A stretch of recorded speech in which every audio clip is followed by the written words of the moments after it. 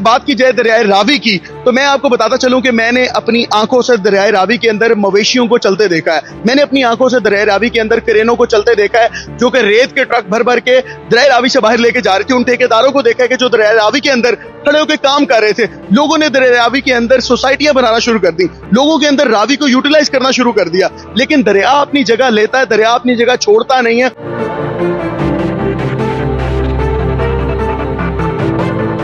میں گزشتہ کچھ دنوں سے لگاتار ویڈیوز دیکھ رہا ہوں, لوگوں کے گھر اس راوی کے ساتھ بہ کے چلے گئے ہیں. جتنے یہاں کے نشیبی علاقے ہیں ان کی مائیں رو رہی ہیں کہ ان کی بچیوں کے جہیز کا سامان اس پانی کے ساتھ چلا گیا ہے. اس وقت دریائے راوی پر میں موجود ہوں. گزشتہ ایک دو دن سے اس کا ایک بڑا ہی واویلا تھا اور لوگ یہاں پر سیلفیاں بنانے, ویڈیوز بنانے کے لیے آ رہے تھے اور لگاتار گورنمنٹ کی طرف سے, سول ڈیفنس کی طرف سے ان کو منع کیا جا رہا تھا کہ آپ لوگ اپنے گھروں میں رہیں, باحفاظت رہیں, محفوظ رہیں, یہاں پر آنے کی کوئی ضرورت نہیں ہے. 1,90,000 کیوسز کا ریلا یہاں سے گزرا اور پانی کی تقریباً سطح اتنی بلند ہو چکی تھی. لیکن اگر ہم آج کی بات کریں تو پانی نیچے کی طرف آ رہا ہے. لیکن اگر بات کی جائے دریائے راوی کی تو میں آپ کو بتاتا چلوں کہ میں نے اپنی آنکھوں سے دریائے راوی کے اندر مویشیوں کو چلتے دیکھا ہے. میں نے اپنی آنکھوں سے دریائے راوی کے اندر کرینوں کو چلتے دیکھا ہے جو کہ ریت کے ٹرک بھر بھر کے دریائے راوی سے باہر لے کے جا رہی تھی. ان ٹھیکیداروں کو دیکھا ہے کہ جو دریائے راوی کے اندر کھڑے ہو کے کام کر رہے تھے. لوگوں نے دریائے راوی کے اندر سوسائٹیاں بنانا شروع کر دی, لوگوں کے اندر راوی کو یوٹیلائز کرنا شروع کر دیا. لیکن دریا اپنی جگہ لیتا ہے, دریا اپنی جگہ چھوڑتا نہیں ہے. آپ کیسے سوچ سکتے ہیں کہ آپ دریا کے اندر اگر آپ سوسائٹی بنا لیں گے, دریا کے اندر آپ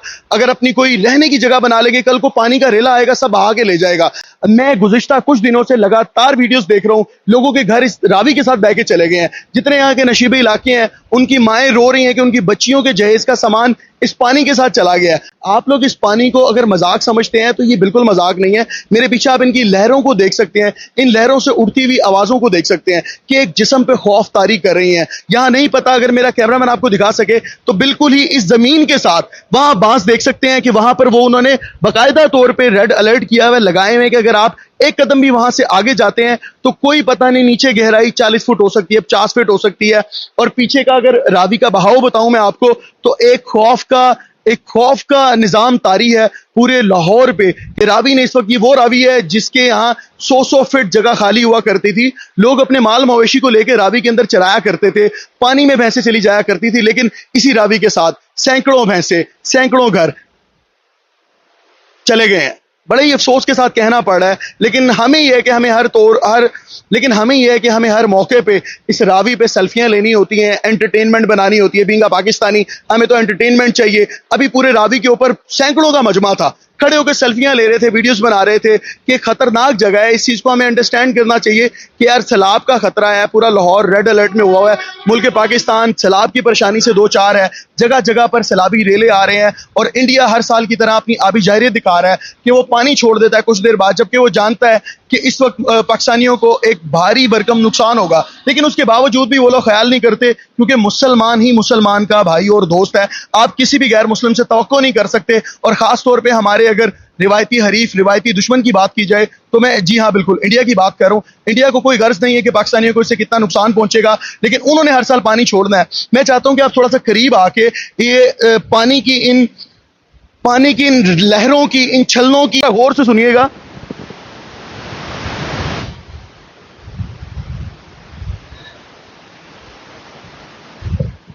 ناظرین, اس وقت یہاں پر اگر آپ کو پانی کی میں گہرائی کی بات کروں نا تو یہاں پر سینکڑوں فٹ پانی کی گہرائی ہے. عام طور پہ بچے یہاں پر نہایا کرتے تھے, بالکل پانی میں بھی گھس جایا کرتے تھے, بوٹ چلا کرتی تھی. یہاں پر قریب ہی ایک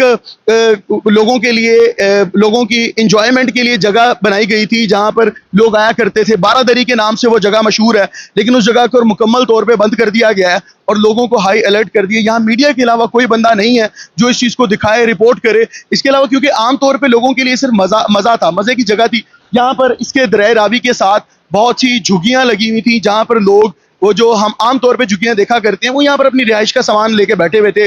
اب ان کو بھی یہاں سے ریڈ الرٹ کر کے سول ڈیفنس کی ٹیم نے, گورنمنٹ پاکستان کی طرف سے ان کو ہٹایا گیا ہے کہ آپ یہاں سے جائیں, آپ کی جان کو خطرہ ہے.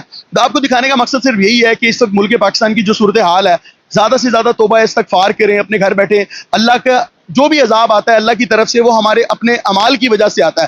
اگر کوئی بھلائی آتی ہے تو وہ اللہ کی طرف سے آتی ہے, یہ تو طے ہے. اگر ہم ملک پاکستان میں اس وقت مونسون کے ہائی الرٹ اور اس وقت زیادہ بارشوں کا شکار ہیں اور جتنی پرابلمز کا شکار ہیں, اس میں ہمارا صرف اور صرف ہمارا قصور ہے.